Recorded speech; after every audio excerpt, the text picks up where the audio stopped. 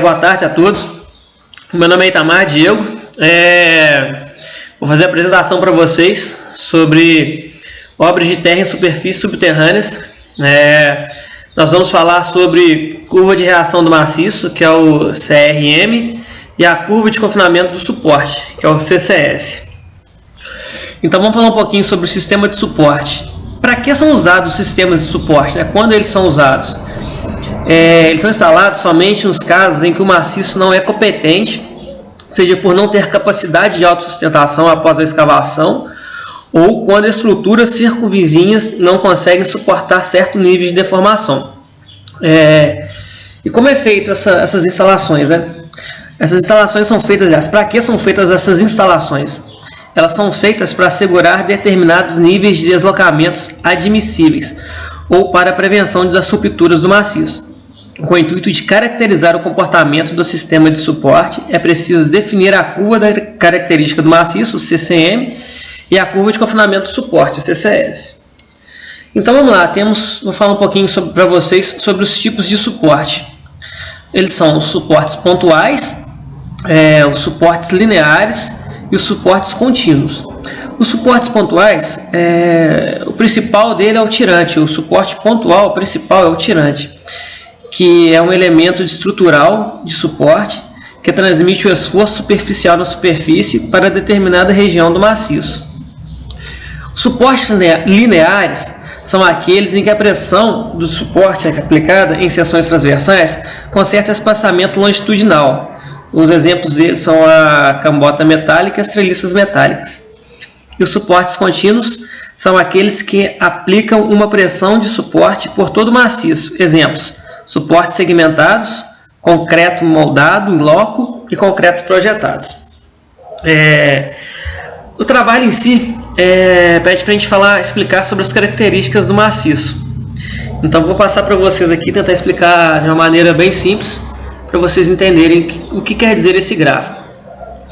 A gente pode ver aqui que nessa curva do CRM, que é a curva de relação do maciço, podemos ver que do ponto A ao ponto C, ela é linear, ela tem uma linha contínua. Do ponto C em diante, ela começa a se deformar. Do ponto A ao ponto C, ela é um maciço elástico. Do ponto C em diante, ela passa a ser um maciço plástico.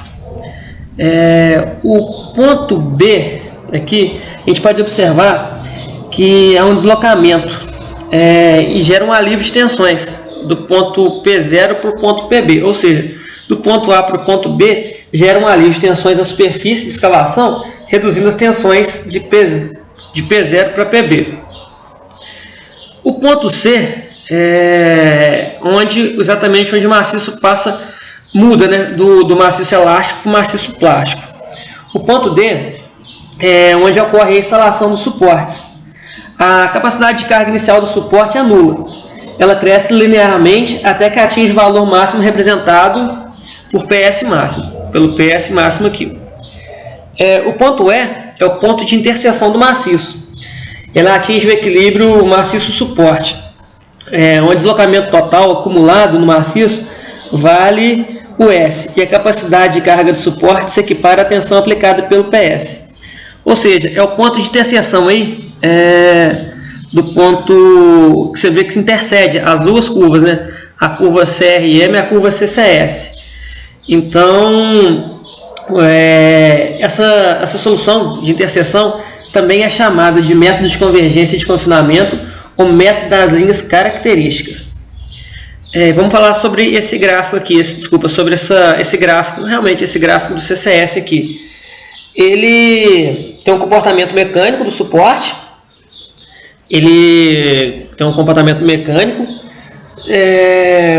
assumindo o eletroplástico perfeito, o estado de eletroplástico perfeito. Então é isso, pessoal. Eu vou falar sobre o ponto F aqui, sobre a letra F também. É onde ocorre a menor tensão na periferia da cavidade, ou seja, há uma desagregação. Então o ponto F é o ponto com menos pressão, com menos tensão exercida sobre o maciço. Espero que vocês tenham entendido. Qualquer dúvida, fica para uma próxima vez aí. Abraço a todos.